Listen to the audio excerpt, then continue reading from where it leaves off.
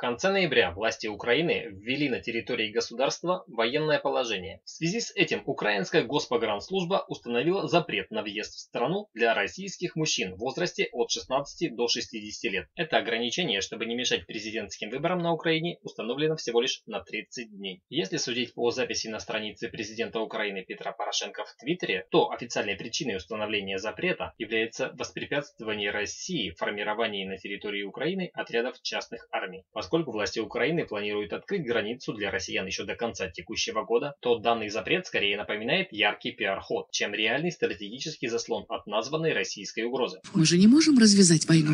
Никакой войны не будет.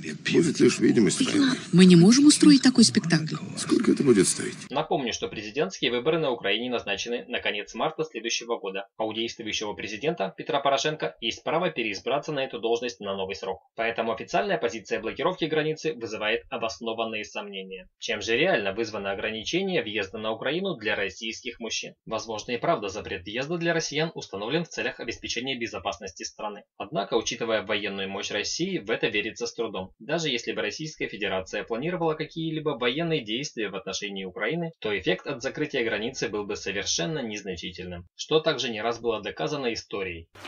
Пиши. Царский указ. Приказываю послать войско, выбить крымского хана с изюмского шляха. Точку поставь.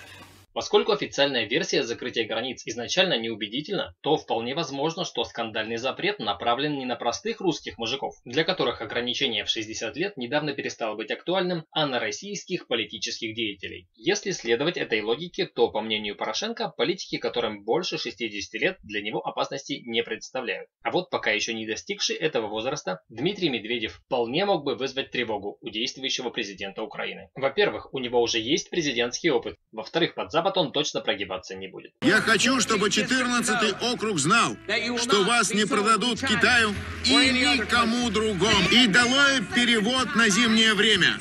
Ненавижу, когда рано темнеет. Либо же в запретительные формулировки власти Украины вложили совсем иной, неочевидный на первый взгляд смысл. Так, в последнее время популярность украинского туристического направления у россиян значительно упала. Информация о закрытии въезда для большинства российских мужчин в Украину могла невольно подогреть у них интерес к посещению страны. То есть, если раньше об этом люди вообще не думали, то теперь в Украину многим просто из принципа хочется попасть. Не зря же говорят, запретный плод сладок. Когда Таньку полюбил, за ней вся деревня бегала. А она захотела меня. Я, дурень, нажрался как-то, дал ей по роже. Она меня послала. Ну, я типа крутой, пошел, нашел себе другую девку. А за Танькой обратно вся деревня бегать стала. Вот тут я понял, что жить без нее не могу. Лучше под трактор брошусь, чем откажусь от нее. Надо тебя в звании повысить. А возможно наоборот. Украинские власти поняли, что их существующая политика по усложнению въезда и пребывания россиян в стране уже окончательно похоронила любые виды сотрудничества с Россией. Поэтому от содержания нерентабельных пропускных пунктов на российско-украинской границе решили начать потихоньку отказываться в целях элементарной экономии бюджетных средств. В этом случае шоу о закрытии границы может продолжиться, но уже для всех россиян. Это только начало.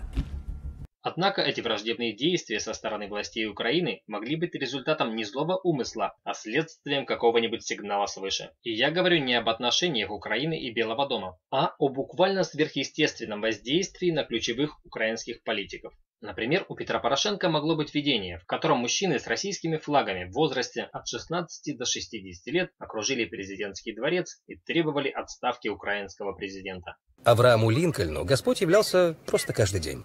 Но у Гарри вышло круче всех. Здравствуй, Гарри. Бог?